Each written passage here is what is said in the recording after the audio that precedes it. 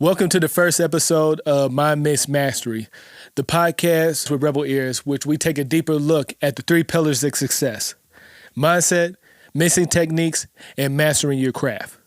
We're kicking things off today with the idea of new beginnings. Every day is a fresh start, so whether you're restarting a project, your career, even just your morning, we got some powerful tools to help you reset, refocus, and elevate. So let's go ahead and dive in. Part 1. The mind, new beginnings. So let's go ahead and start off with the concept of fresh starts. I came across this quote that really made me pause and think. Every day is a new beginning. Take a deep breath and start again. This isn't just a motivational quote. It's a mental shift. Think about all the times that you've been stuck in a project or even in life, and you feel like there's no moving forward. That's a simple reminder to take a breath and start again. Gives you a sense of control. For me, it's essential to start each day fresh, especially when I'm in the studio, dealing with clients, or my own creative work. Having the mindset that today's a new opportunity means that I can leave yesterday's frustration behind. I apply this not only to work, but also for personal life. It's a way to push through moments of self-doubt or when you hit roadblocks. Now, I used to struggle with procrastination a lot. I delayed projects, especially when I knew they weren't coming together the way I wanted it. But then I realized procrastination is just fear. Fear of not being good enough or fear of failure. That's when I started embracing the concept of starting fresh every day. I even created a little routine where I spend the first 10 minutes of the day focusing on one question. What can I do today that will make me 1% better than yesterday? It's amazing how the small mindset shift can ripple into big improvements. Think about one thing that you're holding on to from yesterday that's blocking you today. Whether it's a creative block, a project delay, or just feeling like you're not where you want to be. What's one step you can take today to reset and start fresh? Let me know your thoughts. DM me on Instagram, rebelears.ray. Leave a comment. I'd love to hear what you're working through. Let me go ahead and get into part 2, the mix. Mastering organization in your DAW or digital audio workstation. Now, we talked about resetting your mindset, but it's equally important to apply that clarity to your workspace, specifically a DAW. Organization is one of the simplest ways to improve your workflow and to avoid creative mess that can slow you down. I'm going to walk you through a few tips that I personally live by. These are just for seasoned engineers. Even if you're just getting started, this can save you a ton of time and frustration. Step 1, name all the tracks. Don't leave them as audio 1 or track 2. Name them right away.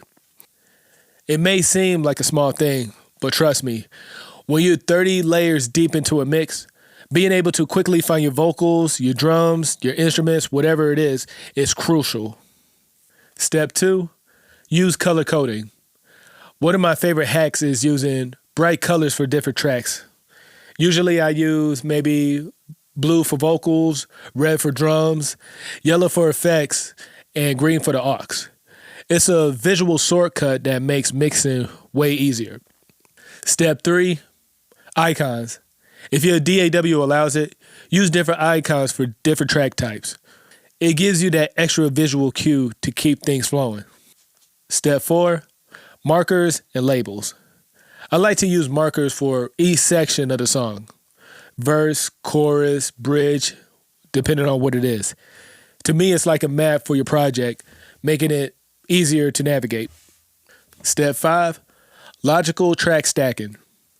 Another tip is to stack your tracks logically. I always put my vocals first.